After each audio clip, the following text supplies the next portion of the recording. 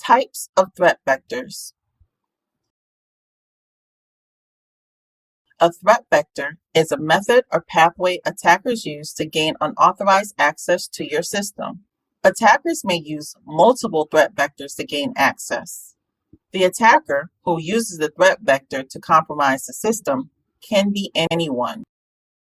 Bad actors will use the threat vectors to understand what critical mission activities occur, learn what information is stored and processed, gather data on who has access to the system, and so on. The source of the attack can be internal, external, or a combination of both.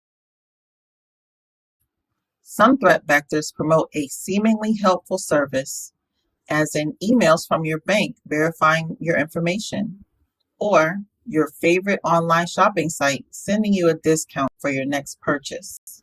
These common traps prompt you to respond in a predictable way, which in turn allows access to your system. Your attacker expects you to have a default response, as in clicking on a link or opening and forwarding an email to your contacts, which in turn exposes you to an attack.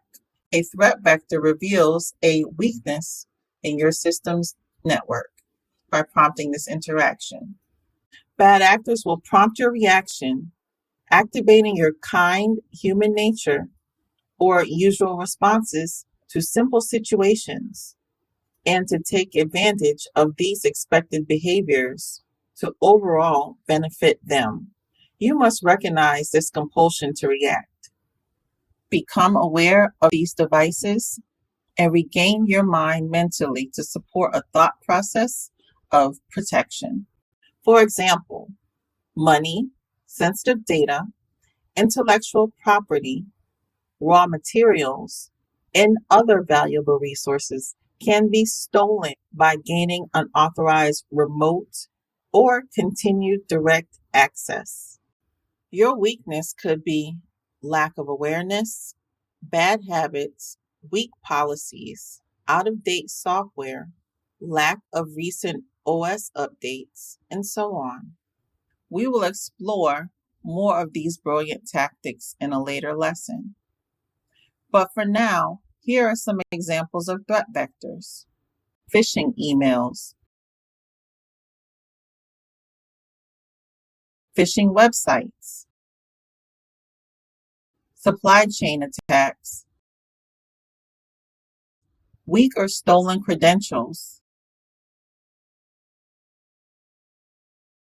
brute force attacks, insider threats, one of the most successful threat vectors. These threat vectors can be managed by identifying them by performing a risk assessment. Krafo Systems can perform a risk assessment that will allow you to see your system's threat vectors to neutralize or mitigate them. Let's discuss a common scenario that can be devastating to any organization. An example of a cyber attack using a common threat vector will be described in the following cyber incident. Real life example, threat vector. The doctor's office, phishing email. The bad actor initiates an exchange. The attacker sends an email. The threat vector chosen is a phishing email. The target, untrained staff at a doctor's office. Weakness, look at the untrained staff not receiving the update of cyber awareness, which is recent training on best practices to prevent risky behavior on the patient database computer. The attack, OS updates on the target's computer were not completed, allowing the attacker to exploit the weakness and give remote access into the target's computing network. An executable was enabled by clicking a link in the phishing email, allowing a ransomware attack on the system.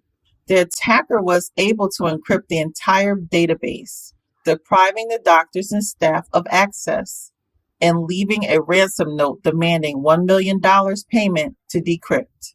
Now you see how easy an attacker can use a threat vector to exploit a weakness on your system. How do you think this tragic incident could have been prevented?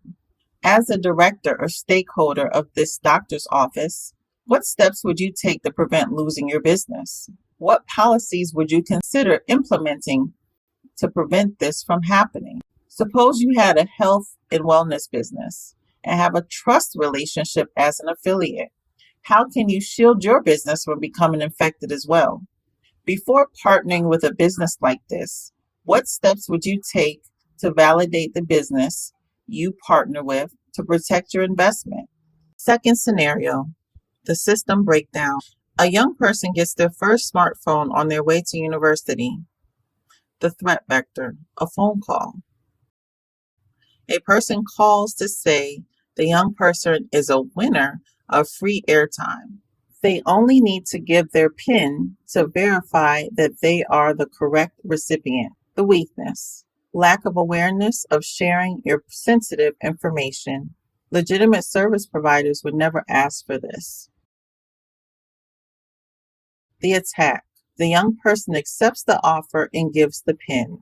Unfortunately, their mobile money account is wiped out in seconds, and they are unable to pay their upcoming exam fees.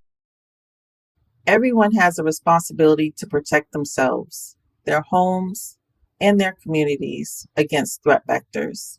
Some methods, such as threat modeling, can be used to analyze the dangers threat vectors pose to your overall survival in this cyberspace.